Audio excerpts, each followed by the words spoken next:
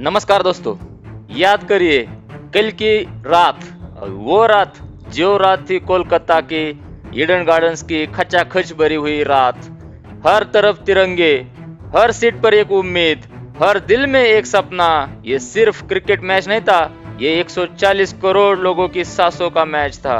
Semifinal का ticket दांव पर था, सामने 195 रन का लक्ष्य, लेकिन फर्क एक था, ये मुकाबला वेस्ट इंडीज के घर में नहीं, भारत के दिल में कोलकाता में था। और जब ईडन गार्डन्स गरजता है तो इतिहास बनता है। वेस्ट इंडीज ने पहले बल्लेबाजी की, इरादा साफ था, जिसके लिए वेस्ट इंडीज जानी जाती है वही करना उनका काम था। पावर प्ले में तेज शुरुआत तो नहीं की, लेकिन विकेट भी नहीं गंवाए थे वेस्ट इंडीज ने। भारतीय गेंदबाजों पे कहीं ना कहीं दबाव था। मिडल ओवर्स में समझदारी से स्ट्राइक रोटेशन और आखिरी ओवर्स में जबरदस्त विस्फोट निकला वहां पे वेस्ट इंडीज के बल्लेबाजों द्वारा, और स्कोरबोर्ड पर रन बना दिए उन्होंने 195। कैमरा जब भारतीय दर्शकों की तरफ गया तो चेहरे पर टेंशन थी, लेकिन हमारी टीम में विश्वास भी था, क्योंकि ये ईडन गार्डन्स था। यह भीड़ सिर्फ देखती नहीं, मैच जिताती है। जब हम उतरे बल्लेबाजी करने के लिए, भारतीय पारी की शुरुआत जब हुई तो शुरुआत ही झटका लगा।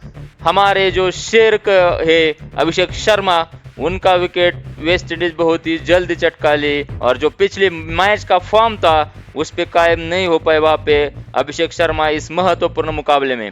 लेकिन पूरा स्टेडियम भारत माता की जय से गूंज उठ रहा था। ये इतना आसान नहीं होने वाला था। जब से विकेट गिरी थी तब से सोशल मीडिया पर मीम शुरू हुए थे। फिर से टेंशन मोड ऑन हो चुका था, हर तरफ टेंशन दिख रहा था।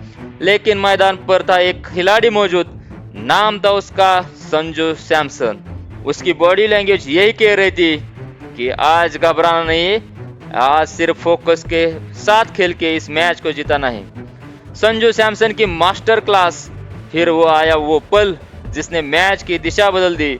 संजू सैमसन हर शॉट में आत्मविश्वास, हर गेंद पर नियंत्रण, कभी कवर ड्राइव, कभी पुल शॉट, कभी सीधा छक्का। ये सिर्फ रन नहीं थे, ये संदेश था, हम यहाँ डरने नहीं आए। 97 रन नाबाद वो पारी, उनके सपनों की पारी, हर इंडियन फैंस के सपनों की पारी। ईडन गार्डन सब खड़ा हो चुका था, हर बाउंड्री पर पूरा स्टेडियम उछल रहा था। वो शोर, वो जुनून, वो लहराता तिरंगा, क्या नजारा बन गया था। जो ऐसा लग रहा था कहीं सपने जैसा ही हो, और ऐसा लग रहा था जैसे पूरा देश एक साथ बल्लेबाजी कर रहा हो। सूर्य कुमार यादव भी उसमें जुड़ चुके थे, लेकिन कुछ बड़ा साथ नहीं दे पाए थे। लेकिन तिलक वर्मा आके उन्होंने थोड़ी पारी संभल ली। फिर शिवम दुबे के 2 चौके महत्वपूर्ण टाइम पे आ चुके थे। जब चाहिए था मौका तभी चौका जड़ रहे थे। यही मैच का फर्क था। ये सिर्फ पावर हिटिंग नहीं थी, ये रणनीति थी, ये अनुभव था। आखिर के कुछ ओवर में थोड़ा सा दबाव महसूस कर रही थी टीम इंडिया, क्योंकि लगातार अंतराल से विकेट गिर रहे थे। लेकिन एक तरफ से वहां पे चट्टान की तरह हमारा चट्टा खड़ा था, आंखों में डर नहीं था, सिर्फ एक दृढ़ता थी। हर रन के साथ ईडन गार्डन्स की आवाज बढ़ती जा रही थी।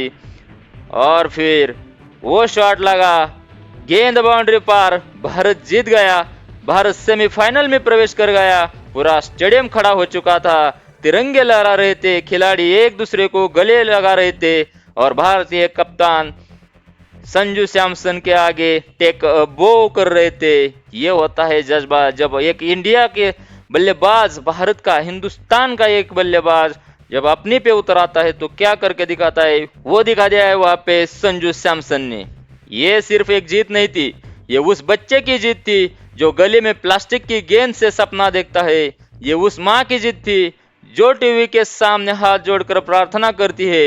ये उस जवान की जीत थी जो सीमा पर खड़ा है और रेडियो पर स्कोर सुन रहा है। जब भारत जीतता है तो सिर्फ टीम नहीं जीतती, पूरा देश जीतता है। ईडन गार्डन्स की वो रात हमें याद दिलाती है, जब तिरंगा ऊपर होता है तो हमारा जज्बा भी ऊपर होता है। सेमीफाइनल सिर्फ एक पड़ाव है, मंजिल अभी बाकी है, और ये टीम ये सिर्फ ट्रॉफी के लिए नहीं, देश के लिए खेल रही है, देश के लिए खेल रही है।